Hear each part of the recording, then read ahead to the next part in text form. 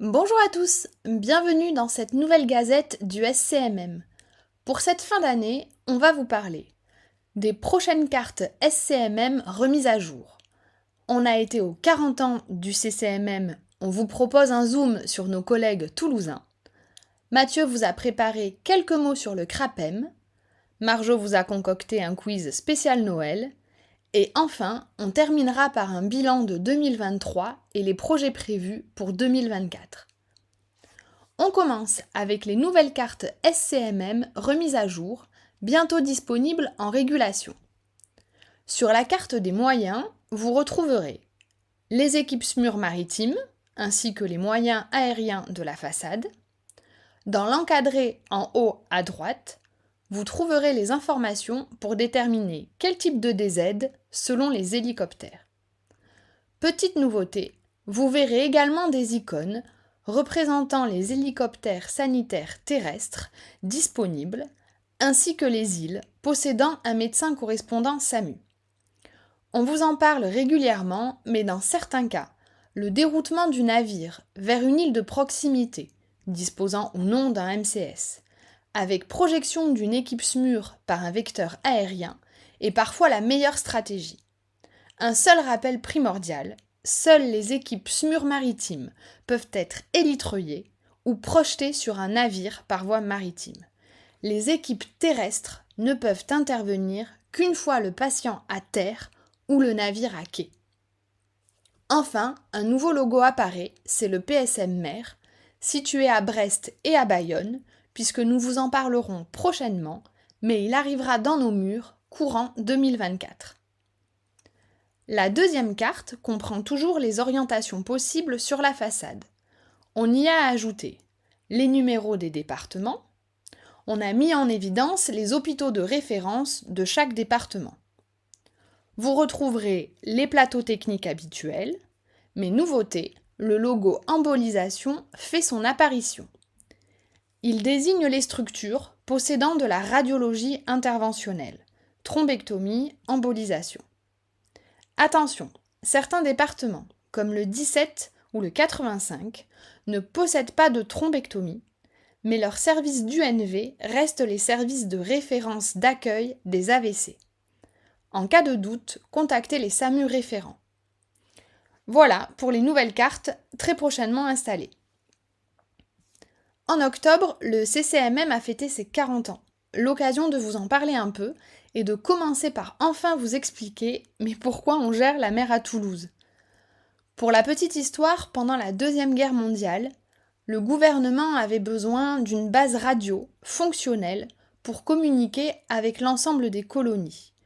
Elle devait être en zone non occupée, à distance des conflits avec l'Allemagne et l'Italie. C'est la petite ville de Saint-Lys, près de Toulouse, qui a été choisie, et la base radio s'y est développée pendant les 6 années de guerre. N'ayant plus d'utilité après l'armistice pour cette mission particulière, la station radio a été récupérée par le centre de radio maritime, dont toutes les installations au Sainte-Marie-de-la-Mer avaient été détruites.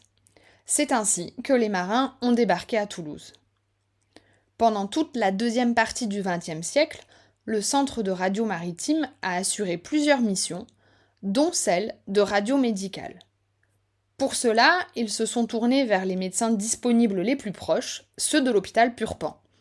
D'abord à travers le premier disponible dans le lieu qui restait toujours ouvert, l'internat, puis au fur et à mesure, auprès d'urgentistes spécialisés qui ont créé le centre de consultation médicale maritime en 1983. Aujourd'hui, le CCMM dépend du SAMU de Toulouse. Il comprend 11 urgentistes spécialisés et assure une régulation médicale 24 heures sur 24. Il gère l'ensemble des problèmes médicaux survenant chez les marins, soit à bord d'un navire battant pavillon français, quelle que soit sa position dans le monde, soit tout problème de santé à bord de navires étrangers situés dans les eaux territoriales françaises. Il assure également la formation médicale des responsables de soins à bord des navires français. En 2022, cela représentait environ 6 000 appels par an et 300 marins formés. Leur appel concerne surtout des motifs médicaux, à bord de navires de commerce ou de navires à passagers. Les téléconsultations du CCMM aboutissent environ à 3/4 de soins à bord, en relais avec les marins formés, permettant d'éviter des évacuations inutiles. L'utilisation d'envois de photos, de vidéos et de valises de télémédecine embarquées ont grandement participé ces dernières années à l'amélioration des soins à bord. Seulement 5% des cas nécessitent désormais une évacuation médicalisée en urgence. Au quotidien, le CCMM et nous interagissons dans plus de la moitié de nos dossiers. Notre rôle est d'appliquer la décision prise par le CCMM et d'assurer la stratégie opérationnelle de l'évacuation. Voilà ces quelques informations sur nos collègues toulousains pour mieux appréhender l'organisation et le travail du CCMM. Mathieu vous a préparé quelques informations clés sur le CRAPEM. Le CRAPEM, c'est le Centre de ressources d'aide psychologique en mer. Il est basé à l'hôpital de Saint-Nazaire. Il a été développé devant le constat qu'il n'existait que très peu de prise en charge des marins au niveau psychologique. Pourtant, c'est une population à risque.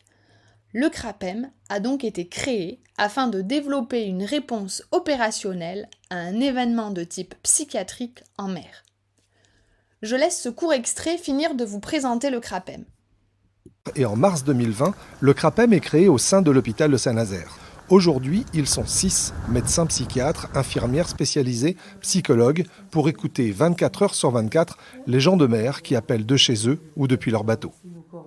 Le fait que le bateau soit isolé, ça augmente les risques de trauma, ça augmente les risques d'épuisement professionnel et de ne pas pouvoir trouver d'autres solutions parfois pour apaiser la souffrance que le passage à l'acte suicidaire. Donc tout est, il n'y a pas de spécificité, sauf que tout est beaucoup plus intense puisque le bateau est isolé. Une étude a montré que les risques psychotraumatiques rencontrés par les gens de mer sont comparables à ceux des militaires ou des pompiers. En pratique, le CRAPEM assure donc la prise en charge d'événements variés.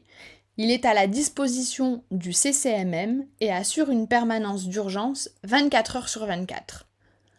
Le SCMM peut également l'activer dans le cadre de sauvetages compliqués, à la fois pour l'accompagnement et le suivi de l'équipage, mais aussi celui des sauveteurs. Il coordonnera et organisera la suite de la prise en charge psychologique à terre. Comme à chaque numéro, vous pouvez retrouver un quiz par l'intermédiaire d'un QR code et des margeaux à aider des marins pendant les fêtes de Noël. On termine par un petit récap de 2023. Si vous n'avez pas pu assister aux différents exercices ou aux rétex, l'intégralité des comptes rendus et des présentations sont sur Urge Bayonne dans la rubrique SCMM. L'année 2024 s'annonce riche avec l'installation des nouvelles cartes SCMM en régulation, la mise en place du lot PSM Mer qui sera détaillé dans nos prochaines gazettes, une gazette spéciale accident de plongée préparée par Philippe et Patrick, nos référents. On s'attellera à écrire un tuto pour l'ouverture de la cellule de crise en cas de sauvetage maritime de grande ampleur. Au niveau national, ça bougera aussi. On est en train de créer une association représentant les acteurs de l'urgence médicale en mer. Et enfin, on continuera bien sûr à vous proposer des activités et des formations dans le service. Voilà, merci beaucoup pour votre attention et bonne fête de fin d'année à tous!